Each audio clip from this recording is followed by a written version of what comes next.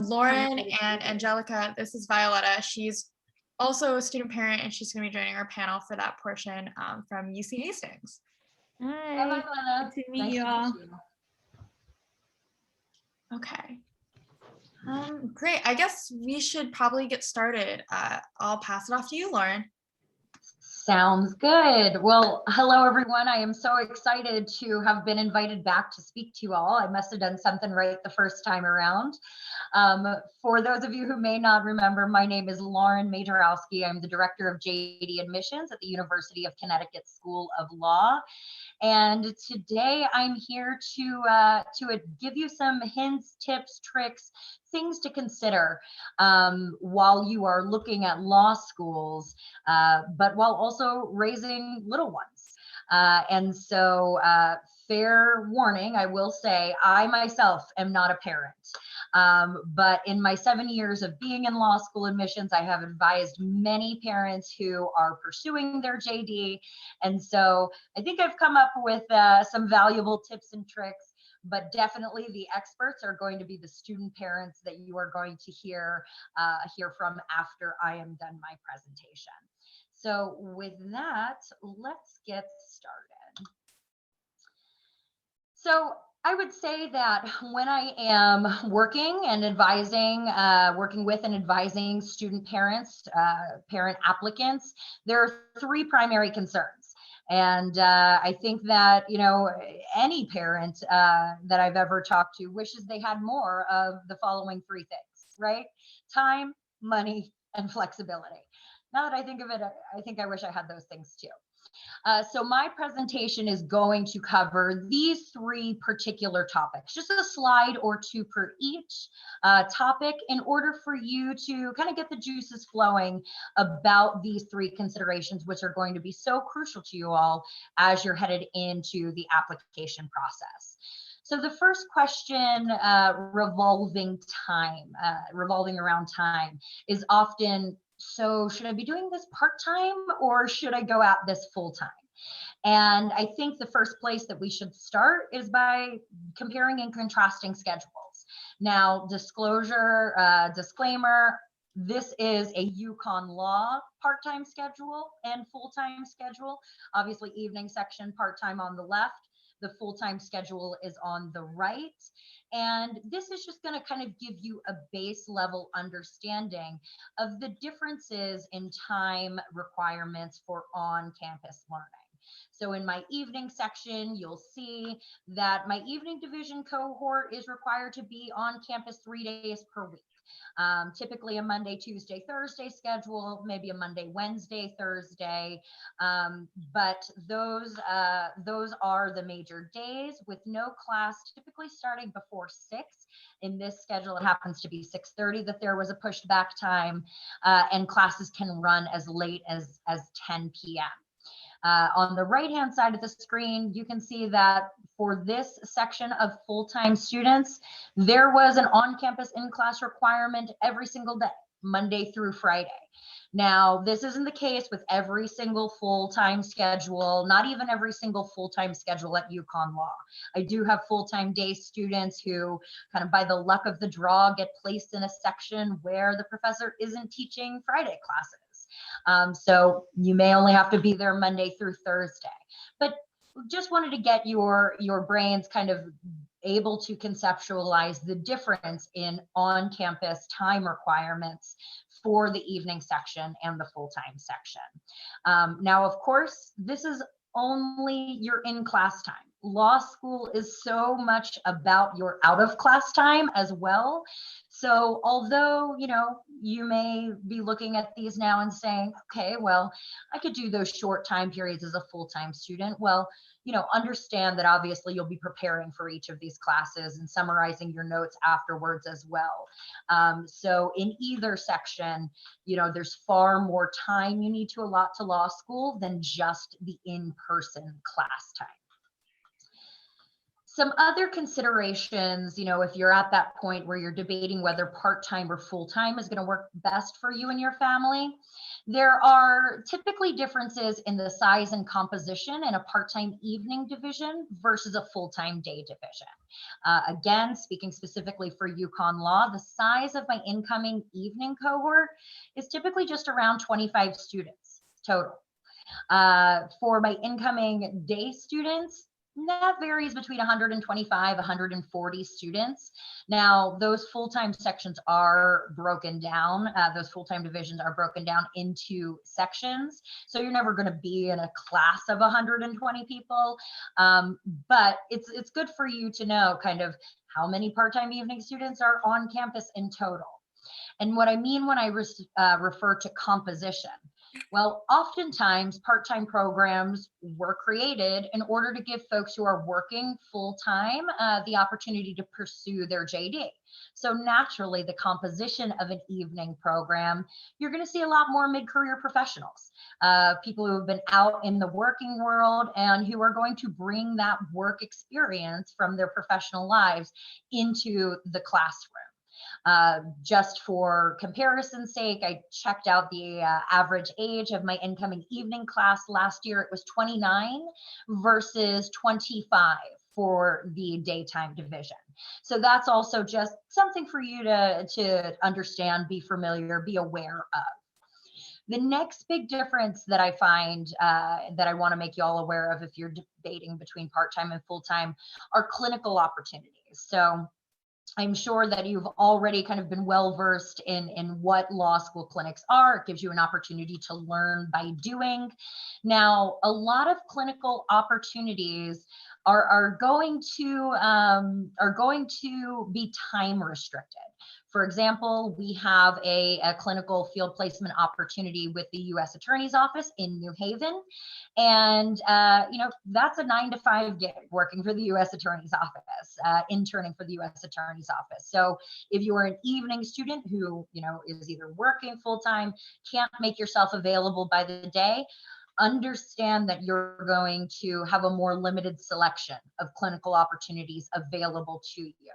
I think Uconn Law in particular does a good job. We do have multiple opportunities for our part-time students who do want to do clinical work, but the full breadth of our clinical opportunities are not available to all evening students because of that time restriction. So again, something to just keep in the back of your head when you're making your decision. And then the final major difference I would say between the part-time and full-time divisions is the ability to get involved with the student life and the student happenings. For most important sessions, I think all law schools hold a day session and an evening session so that everybody can get all of the same information. But in terms of panel discussions that may be held on campus or speakers coming to campus, you're going to find that a lot of times those get scheduled during the day. And so again, if you choose to continue to work full time and only partake in campus life in the evenings, you're going to find yourself a little bit more limited in what you can participate in. That being said, there are still many, many ways to get involved. You're just going to have to, you've got another ball that you're juggling in the air. So you're just going to have to find a way to balance it all. But these are definitely questions that I get all the time at the admission stage. So these are things that we can answer, ask, what can be my level of participation as a part-time student? And I'm sure the students on the call will be able to add even more about being a student parent. So that is the time concern. Let's talk for a little bit about money. I've created this graphic. I call it the financial aid pyramid because it works its way down in terms of availability of different aids. So merit scholarships, for the most part at many law schools, those are going to be, your biggest financial aid impacts. Those are your 50% scholarship, 75% scholarship, full ride scholarships. But naturally, there are there is a smaller pot of money for merit scholarships than, say, anything going down the pyramid like external scholarships or student loans. So merit scholarships are what I would consider the creme de la creme of financial aid. It's financial aid you don't have to pay back. That is yours. You've earned it. So how do you earn it? Well, predominantly in law school admissions, merit scholarships, they can frankly be awarded for a variety of reasons, but oftentimes they align with quantitative factors in your application. So what do I mean by that? Your LSAT score, your undergraduate GPA. Now, for those of you who may be done college and perhaps for some time, then the LSAT is definitely a facet of your application that you can work on in order to position yourself for the strongest merit scholarship offer possible. But definitely for any law school that you're considering, find out if they have merit scholarships, what you can do in order to get yourself in the best position. Merit scholarships, like I said, are that prime financial aid that you don't have to pay back, and they're typically larger in size. Moving down the pyramid, a lot of law schools also have donor-funded scholarships. Now, I will say these scholarships are typically a little bit smaller in amount. They're not going to necessarily cover full ride oftentimes, or even half tuition. But hey, every little bit counts, right? So I would absolutely recommend that, again, you talk to your admissions professionals, your financial aid professionals at any of the law schools you're interested in, and ask them about all of the types of scholarships that we have available. I can tell you that at Uconn Law, we have donor-funded scholarships known as foundation scholarships, some of which are geared specifically towards parents. So when donors submitted their funding and said, I want to, help out a student, I would prefer that it goes to a student who has childcare responsibilities. And so in that way, I have scholarships specifically geared towards parents. So I'm sure I'm not the only school that has that offering. So check into that. Moving down the pyramid, one more step, external scholarships.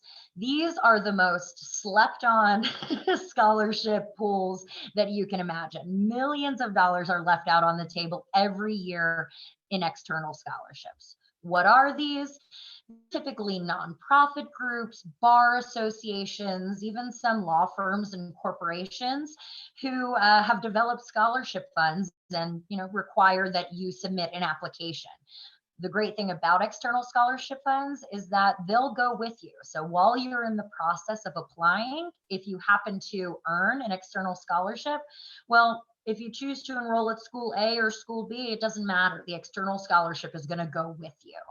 And like I said, there are millions of dollars left out on the table every year, probably because it takes a little of extra elbow grease, right? I know that you all are busy, especially as parents. You guys are super busy. Do you really have enough time to hunt for some more external scholarship programs? But they can pay off, right? So I definitely think it is a worthwhile source of aid that you all should be aware of and certainly applying for as you prepare to enroll in law school. And then finally, the bottom of the pyramid, the largest section of the pyramid, because the vast majority of law students in this country utilize them, student loans. So there are different types of student loans. There are federal student loans as well as private student loans. Now, I am of the mindset I highly recommend before you choose to go the private loan route, you at least look into the options that the federal student loans offer, specifically because of the flexibility of repayment after you graduate. Typically, private loans that are issued by a bank, when it comes time to pay back those loans, there's nothing you can tell them that is going to enable you to pay a little bit later or slower or redesign your payment plan. Whereas with federal loans, there are a lot of different options. You can enter an income-based repayment plan, which sets your payments based off of how much you make, not how much you borrowed. There's also public service loan forgiveness for those of you who may be interested in a career in public interest. By that program, after 10 years of on-time payments, as long as you've been working full-time in a qualifying public service position, then your student loan balance gets forgiven after those 10 years. So there are definitely reasons to look towards federal loans as opposed to private loans. Another thing specifically for parents that you all should be aware of. So student loans are typically, if you are eligible for the maximum amount, that means it will cover your full cost of attendance, which means not just your tuition, but your books, your living expenses, the other expenses that you're going to incur as a law school student. You can take out loans to cover those things. Now, a traditional cost of attendance at any law school doesn't have an allowance for dependent care, but for any parent who does have expenses relating to having a dependent, you can actually go to the financial aid office and request what is called an adjustment of your cost of attendance, factoring in those additional expenses that you have as a parent into kind of what it's going to cost you to go to law school. So thereby, if you include those expenses that it takes to be a parent in your cost of attendance, that's going to increase your eligibility for loans, so you can take out loan funding in order to help you do what you need to do as a parent and get through law school. So those are just a brief overview over financial aid.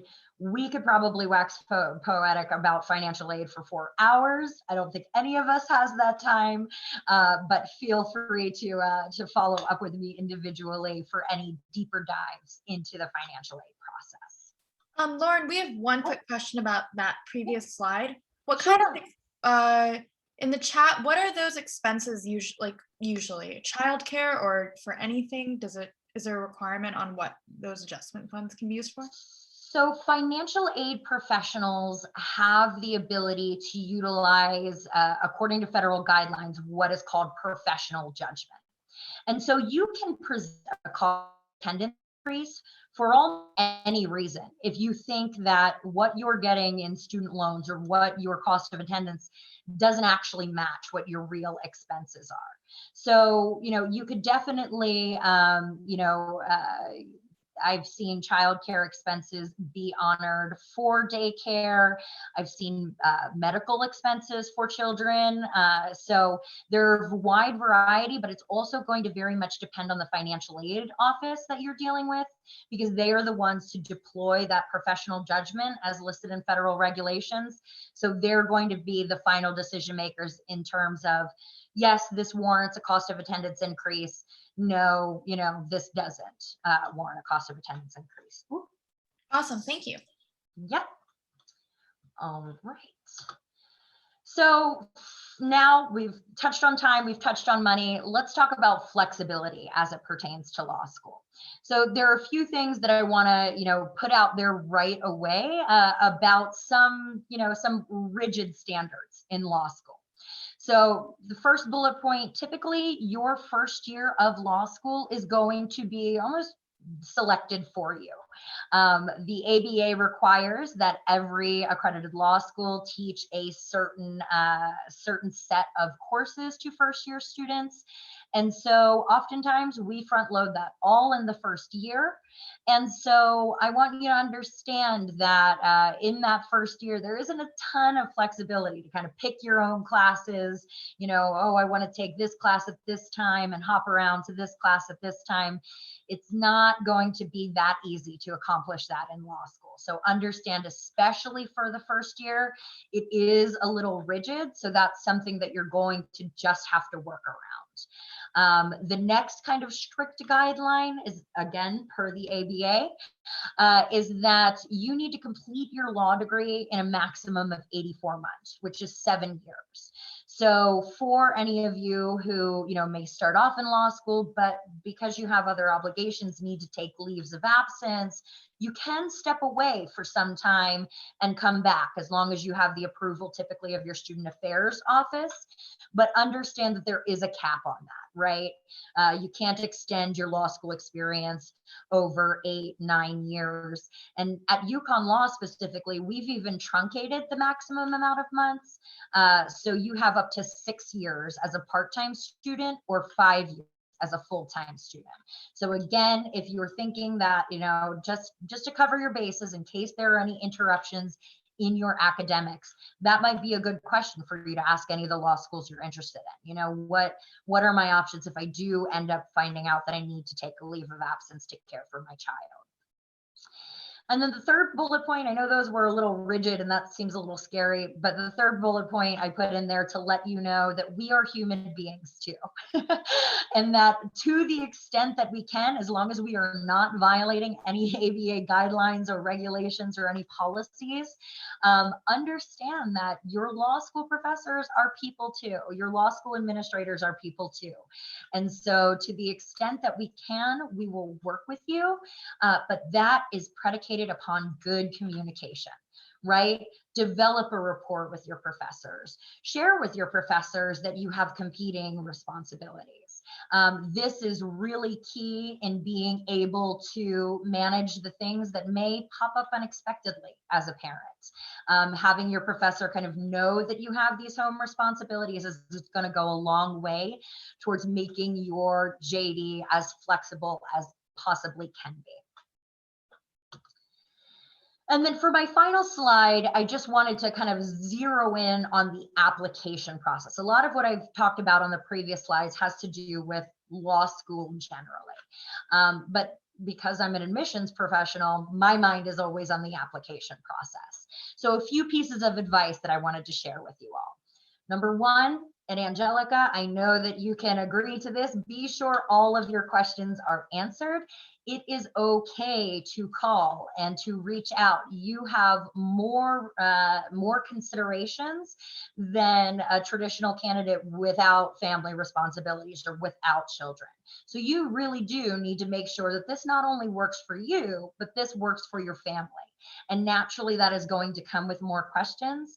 So do not be hesitant about that. Don't think that you're bothering us as admissions professionals or law school administrators. We want to help, and you need to be certain about this decision because it's a huge undertaking. Number two, going back to everybody wishes they had more time, devote enough time to the application process. For my parent applicants who are unsuccessful in the application process, the number one thing I hear is, oh, I ran out of time.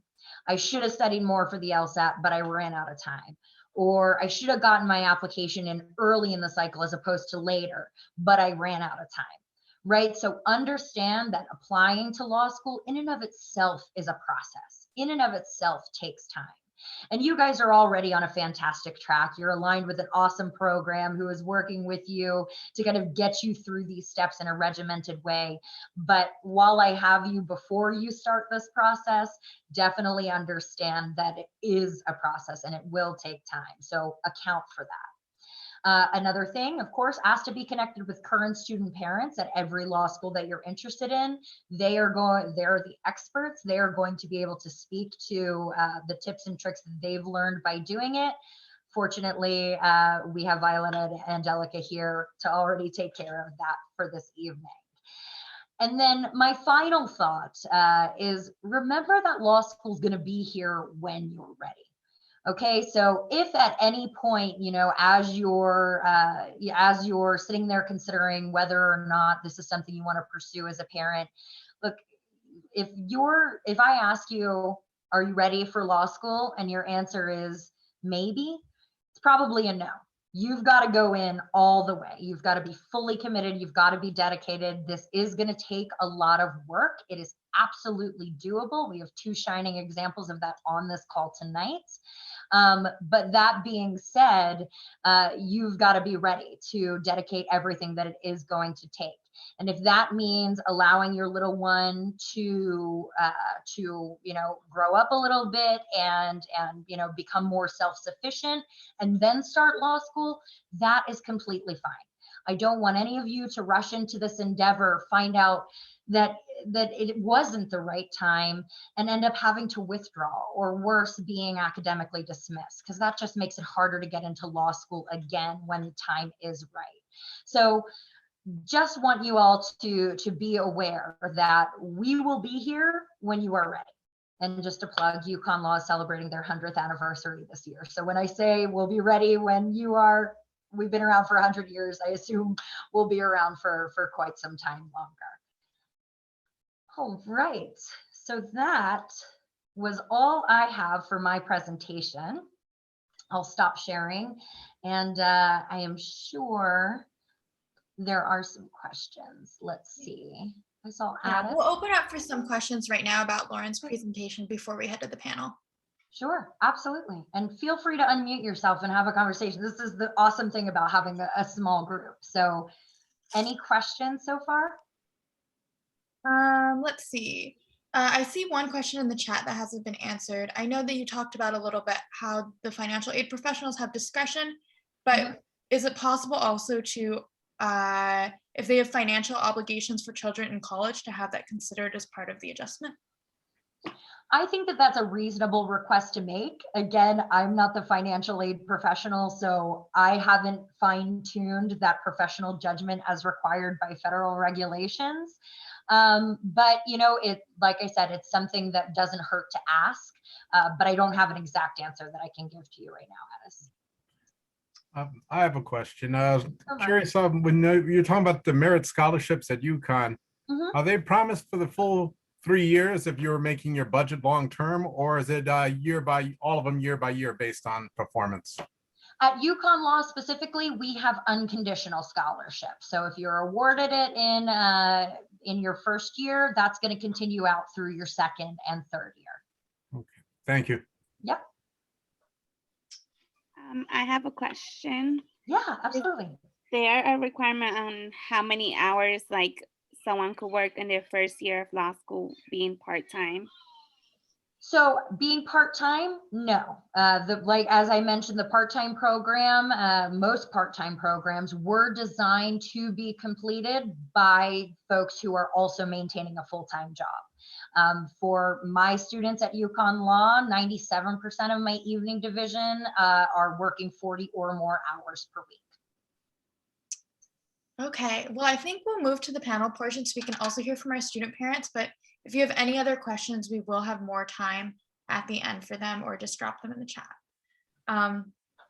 So thank you, Lauren. We've heard from the admissions perspective, but we also have two really great student parents who have super kindly offered to be with us tonight. And so Violeta and Angelica, I'm hoping that you two could introduce yourselves with your name, your law school, and your year at your law school. And since this is a parent session, the age of your kids. So Angelica, would you be willing to start us off?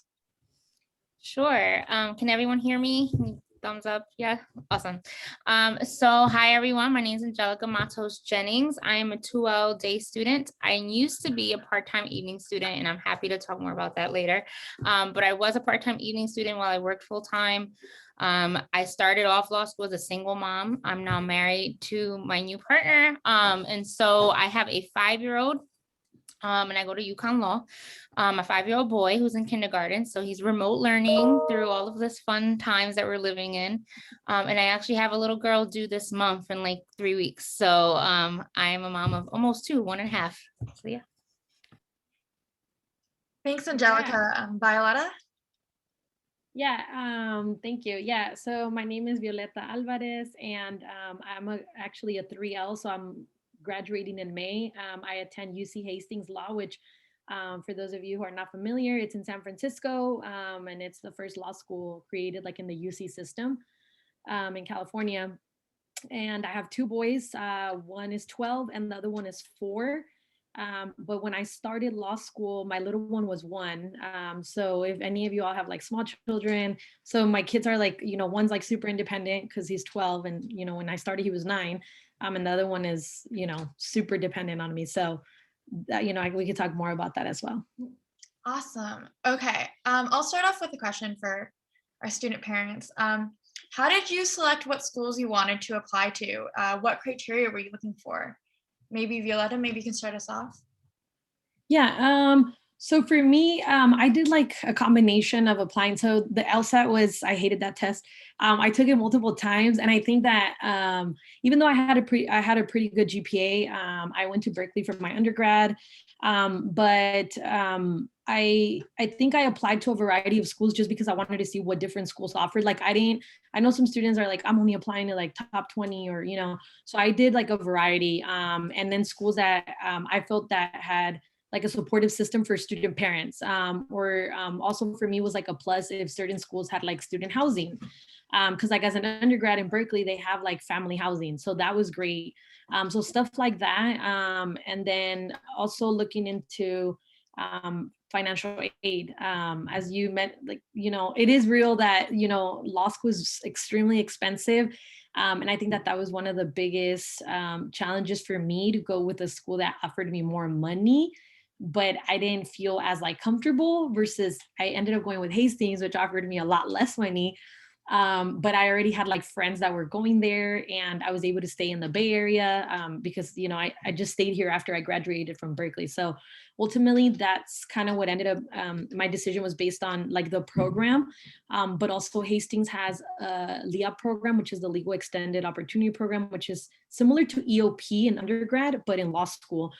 So they have like their own admit like cycle, or their own admit cohort, though you're, part of the law school, but they admit their own cohort. So I think that for me played a significant role. And then also as a first generation like person of color, I'm Latina. It was also really important for me to see like where I felt like I was going to be supported, and to be able to see myself like, okay, I could see myself thriving and succeeding in this place. So those were a few of like the major factors for me. Thanks, that's great. Angelica? Yeah, so for me at the time, like I said, I was working full time, and my intention was to stay full time. And I actually worked at Uconn main campus. And so I worked in residential life. So I supported students on call all hours of the night, day. So I needed to be part of a school that understood that I had many obligations. I had my birth child, and then my children that were my students at the time. And I wanted to make sure that there was flexibility for me to have my evening classes. And so I kind of like Violeta, like I had spoken to many schools. I wanted to see what the financial aid aspects were, excuse me. And while there were schools that I had an offer for a full ride and things like that, I wanted to make sure I felt like this was my place, like this was my niche for me. And obviously you can only tell so much through a presentation or through, campus visit. So on my birthday, because this is what I do at 28 at that time, I went to a class and sat in on a class because I wanted to kind of be incognito. Obviously, it wasn't completely incognito. I didn't look like I was part of their section or whatever, but I was there kind of learning with the students there, and it was a con law class. And immediately afterwards, there were two students who didn't work for admissions or anything that reached out to me. They introduced themselves, exchanged numbers with me. And that was like the best birthday present, really, because that right there was enough for me, for one. And then for two, again, at the time I was a single parent. And so I needed to make sure, what is this class schedule going to look like? And so I spoke with Lauren many times. I spoke to the registrar. I spoke to one of the professors that support students in academic affairs. And I spoke to Dina students probably ad nauseum. And the fact that I didn't feel like I was annoying them, and I always preface like, sorry for my fifth email, but I wanted to make sure, like, is this class schedule going to work with like my life schedule and my son's schedule, who at the time he was 3, is kind of all over the place. I know when he's in daycare, but tantrum happens. I have to kind of leave work and whatnot. So I always felt supported through that process whenever I talked to Uconn the most. And so that was ultimately what made the decision for me. Obviously, there were some financial perks with being an employee at the time. I still didn't end up staying as an employee because I wanted to commit to other things. But a big part of it was me feeling like I can call this place my home for 3 to 4 years. And that's what ended up being my decision ultimately. Yeah.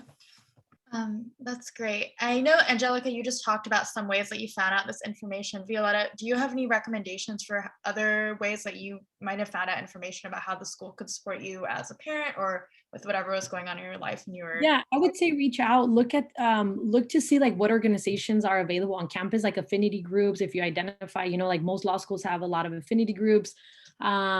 Or even like if you want to do journal, like I would say it's a good idea to also reach out to the folks who are involved in those. And usually like those emails are available like on, most law school websites, because that'll also give you more of a sense, like, people are really willing to talk to you. And just to kind of gauge like how do how was their experience, connect with other people that if you know of any other folks who are in law school. And I think really talking to the students is going to give you a different perspective than what administration will tell you. So I think that that's a really important component as well. Great. Okay. Bouncing back to you, Angelica. I know that both Hastings and Uconn, like Lauren mentioned, have a required first-year curriculum. How did you balance out your first year with the responsibilities in the rest of your life, especially since first year is like the hardest year to adjust to? It absolutely is. I will share that my son was actually starting like pre-K at that time too. So it was not a fun time the first like 2 months. So there was a lot of growing pains for both of us at the same time. I will say that what helped with balance is that if you're a regimented person, I think that you'll thrive either way. But even if you're not, you will become one quickly. And like every part of my life, for the most part, is kind of scheduled until the weekend where I try to like let my hair out a little bit. But during that first year, I had a babysitter kind of on deck on every night that I had class, up until I want to say around like Thanksgiving time, because at that point my partner had moved in and whatnot. So I had a very regimented schedule of, okay, this is when my babysitter is going to be here. I'm going to leave from campus, my campus of work to the law school campus. I'll be back home at this time. And of course, my very dependent 4-year-old at the time stood up until I got home at 10 o'clock at night. So like that made for a little bit more challenge, right? But he fell asleep as soon as he knew mommy was home. And I stood up a little bit longer to read. And so I knew that that was kind of going to be a sacrifice that I made. I think another part of what made me feel more successful is that I also scheduled like self-care days. So that meant like, this is a day that I'm not like, I plan to take off my vacation day, because in reality, I was not taking a real vacation anywhere anytime soon.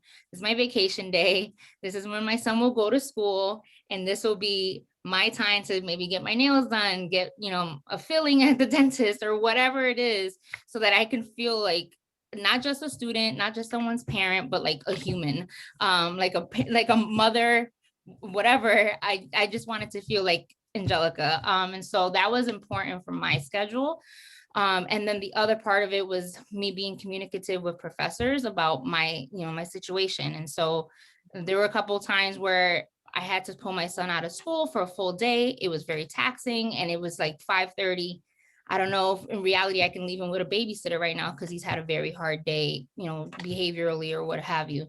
So I would communicate to my professor, and they were all very supportive and understanding.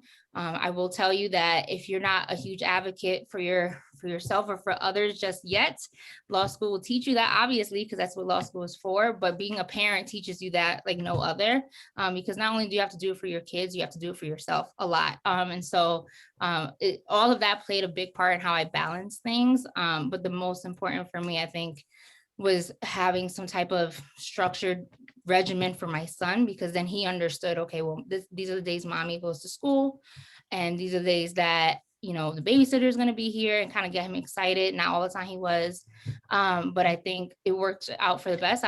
Obviously things changed in the spring once we went online a little bit, but either way, the first year is going to be challenging.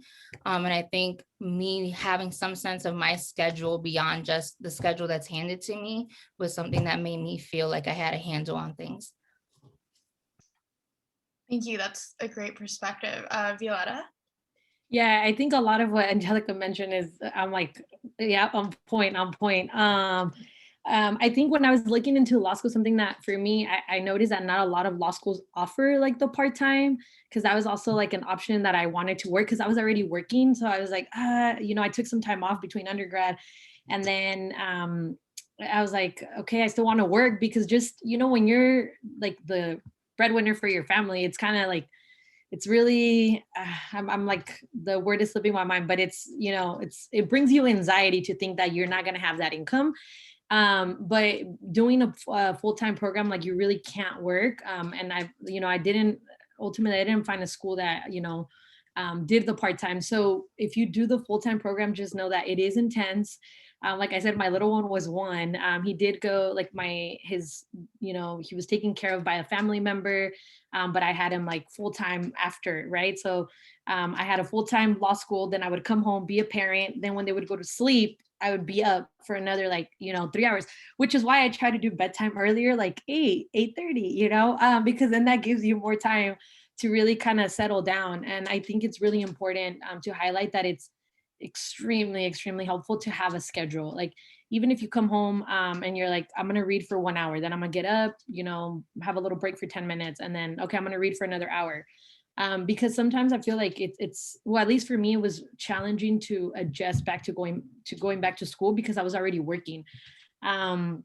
But yeah, and another point that I think is really important is to really communicate with your professors. I think I've always introduced myself to every professor and, told them, I am a student parent. I'm just, wanted to communicate this with you in case something ever arises.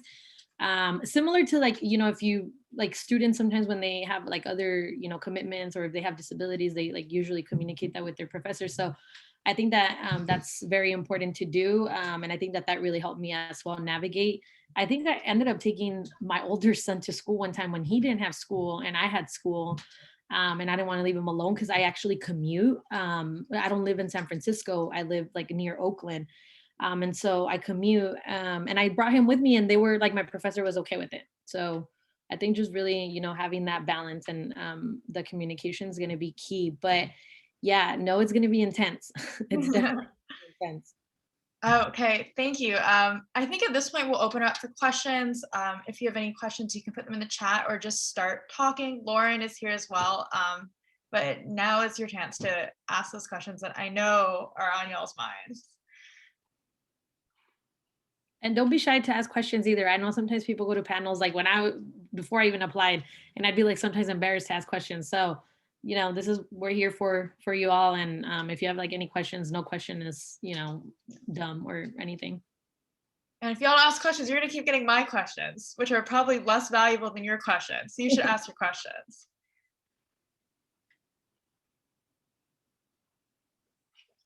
I have a question. Go for it. I guess my question is to Angelica and Violeta. How do you both balance, I guess, being a full-time law student, being a full-time parent, and then wanting to balance what's going on in your personal life? Like mentally, what do you do to not fall apart, I guess? Yeah, I mean, so I will say, so I am a full-time law student now, and I think the pandemic has maybe challenged me the most than when I was a single parent. And I say that because I'm home 24/7 with my son right now. I decided not to send him to school while I did virtual learning and he does virtual learning. And so, maybe I'm a masochist or what have you, but I think for me, it's being okay that I'm not always going to be on my A game for every part of my life. And me as a perfectionist or type A person or what have you, that's really hard for me to come to terms with on a weekly basis. And so for me, like, for example, I have like 2 planners. One's just meetings and appointments, and then my other planner is like my homework assignments, and I write each assignment, each reading out. So like if a professor assigns 6 articles, I write the name of each article and I can check it off, because I need that visual that I've accomplished something. Even if it's not all 6 articles, I've accomplished majority of it for the whole week. And I think A good book that I enjoyed that I read a couple years ago was called Year of Yes by Shonda Rhimes. So for any Grey's Scandal fans, I love her. But she did a book called Year of Yes, and her focus was on being okay with like saying yes to yourself, and that you're not going to be 100% at every part of your life, even if you're not a parent, right? So I'm not going to be 100% a great employee, 100% a good mom, 100% a good wife, all in the same day. That's impossible for me. So some days I'm a great mom, and like my school stuff, I'm on every class, but maybe I'm not as participatory that specific day. And then there are some days where I didn't meal prep at all, and we're just gonna eat takeout, and I killed it on answering every question that the professor asked me. So like, I think just being real with yourself, and knowing that you are taking a huge, taking when you are doing law school or any, goal that you're setting yourself up to achieve, and that at the end of the day, you're doing a great job regardless. And that may look different than when you were undergrad and you weren't, a parent and you didn't have everything going on.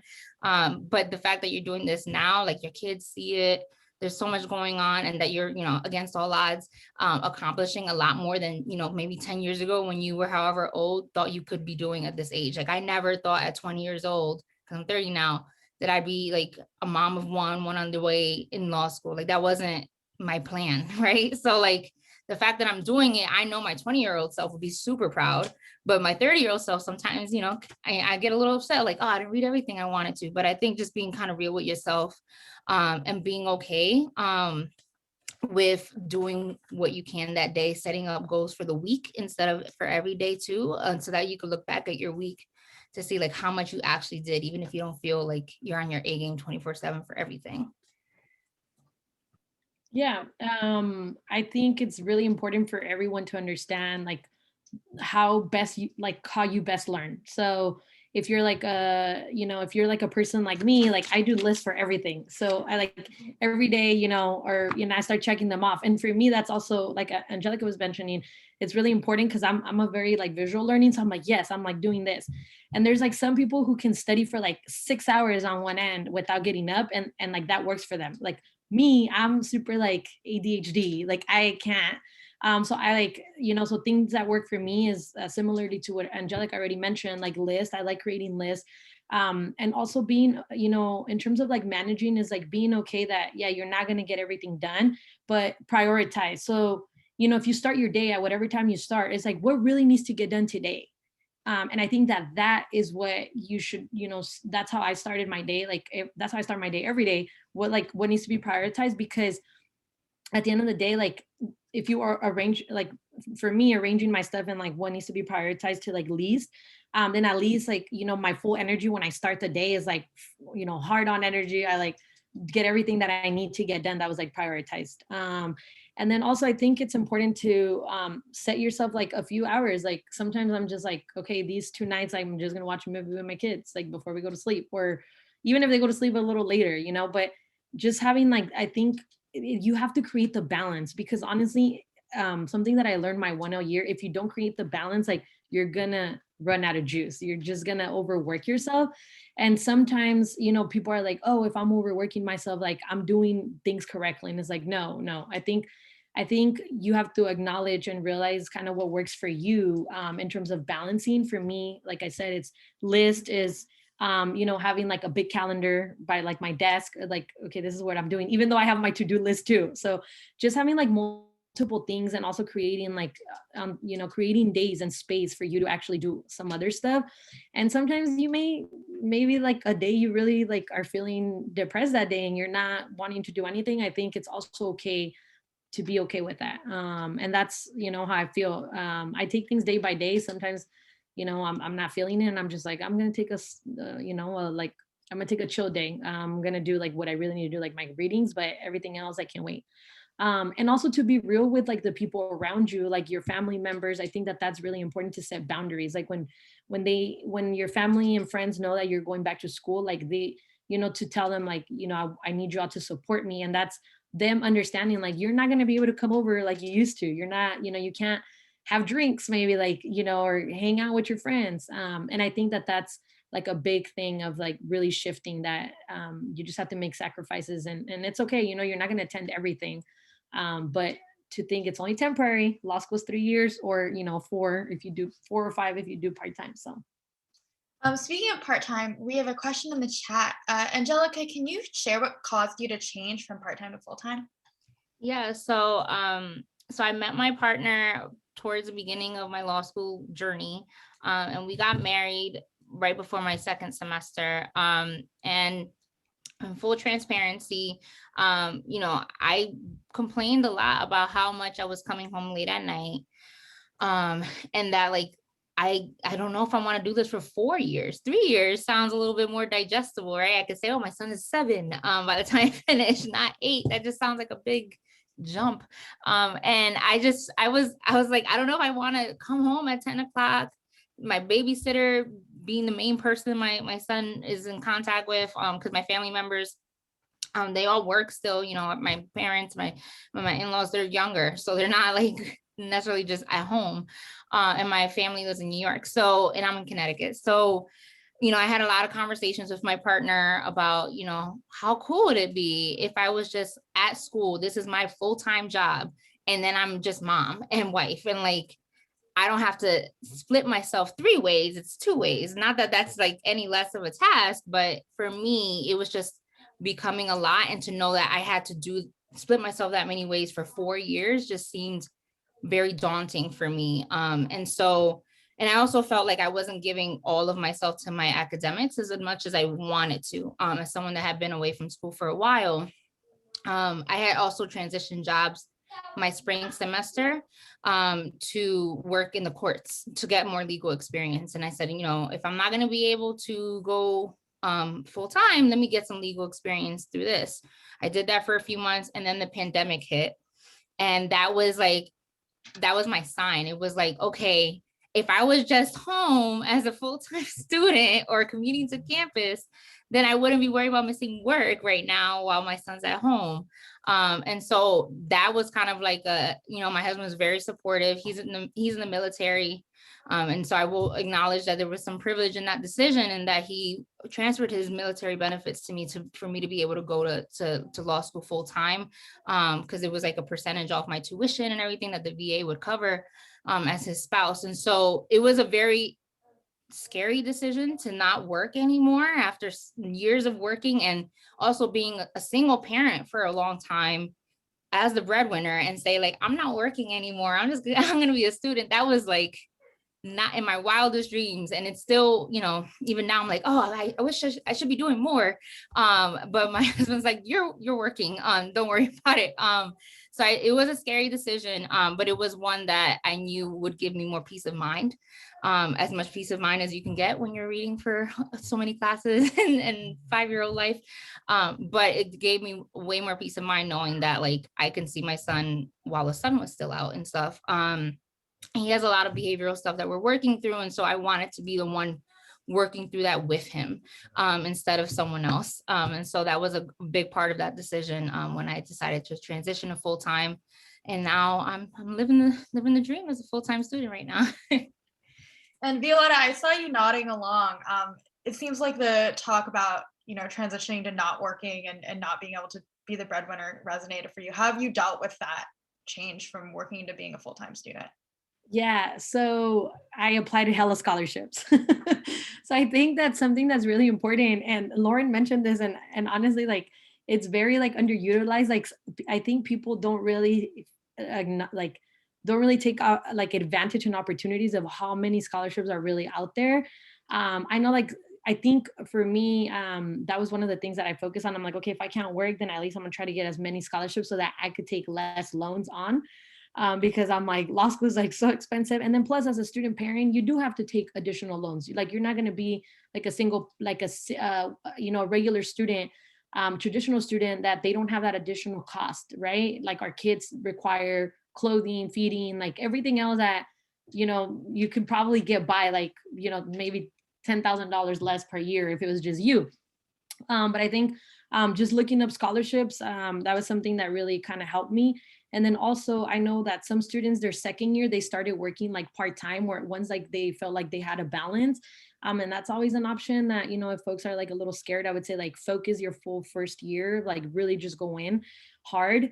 And then like your second year, if you feel like, okay, I want to do maybe part-time, then, I would say like is a little bit more feasible your second year, but definitely scholarships. There's like so many, look for those. And once you start applying to some, I always tell people like, just, you can utilize the same, like, kind of your personal statement, just reword it. Like I have my little packet and I use my same, like, my same personal statement, or whatever they're asking for. I have like a couple. So, don't be scared to look out for those scholarships and for people to help support you. Okay, we probably have time for one last question. So opening up, if not, I guess maybe we can just wrap up with maybe the three of you, if you could just share one piece of advice that you wish you had known or that you would like to share to parents entering, applying to law school and entering law school. So from Lauren's perspective, as well as from y'all's perspective as students. Lauren, maybe you can start. Are you thinking? I'll give you some time with it. I was thinking, but I got it. So, I think that ultimately, especially coming from where I'm coming from, right? Like I said, I'm not a parent myself. I didn't do law school as a parent. So my piece of advice from my seat as the admissions director is that I want you all to feel comfortable being able to communicate with not only me, but admissions professionals. Because I can, you've heard Angelica, you've heard Violeta, and there are a lot of considerations, and it is an overwhelming decision. There are so many perspectives, and that is what the admissions professionals are here to talk you through. Frankly, it is our favorite part of our job, to deal with prospective students and to guide you.